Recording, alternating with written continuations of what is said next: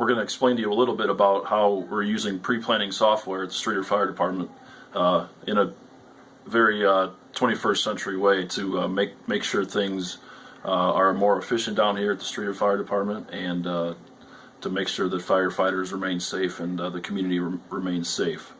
I'm going to show you a quick synopsis of software that's being developed by the company named Flow MSP, which we've been collaborating with to create the software using our drone technology. And the software is going to allow us a very efficient way of receiving information on any commercial buildings in town in order to have all the information at our fingertips in a need of an emergency arises.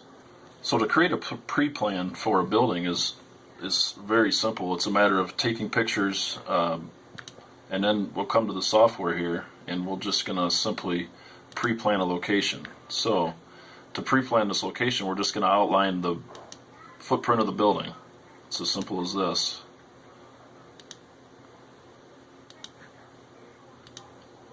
And then we're going to go over here and we're just going to name the building. So this is going to be the City of Streator Public Works building.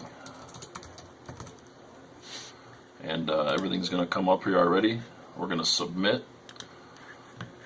So now if I click on this building, it's going to immediately show me that the roof area is about 8,500 square feet, and I don't need nearly as much water for this building as I do for others. It's also going to highlight the hydrants that I'm going to need over here near the building. Now at this time I would normally have photos, drone photos and ground photos of the building, and in adding photos is as easy as dragging and dropping down here on this this little curtain down here, and it would add the photos to the building, and it would be at our disposal at any time we would need. All right, so in the event of an emergency, this software will be available to Streator firefighters en route using the iPads that we have in our rigs leaving the station. So, for example, a building that we recently pre-planned is at North Park Street, at 416 North Park Street. The building's currently for sale. We pre-planned it yesterday using our drone, and so we'll search for it. It's the old Teleweld building. So if we just type in Teleweld to the search here, it'll immediately pick the building.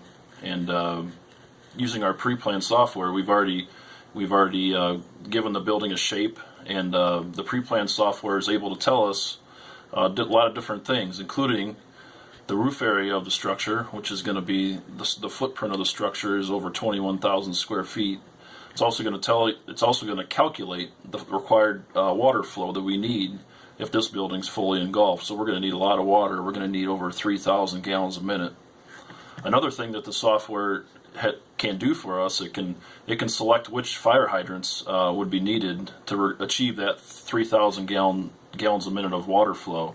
So it's selected 4 of them here. If you can see, these 4 are highlighted. So here's one at a flow rate of around 800. Here's one at around 1,000, another one here at 1,000, and another one here about 800.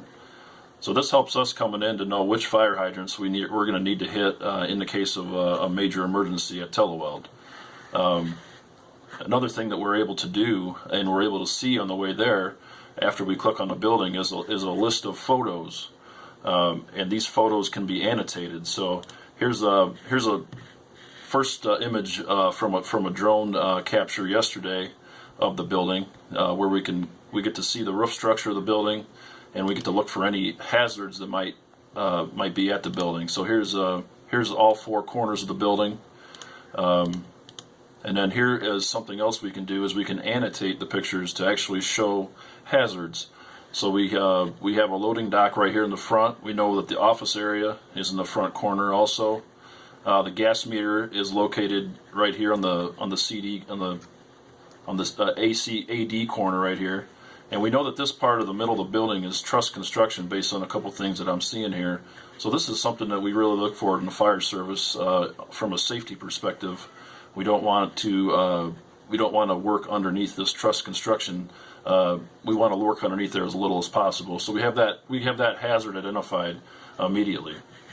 So these all these annotations that we're able to do will help with the safety of firefighters arriving on scene.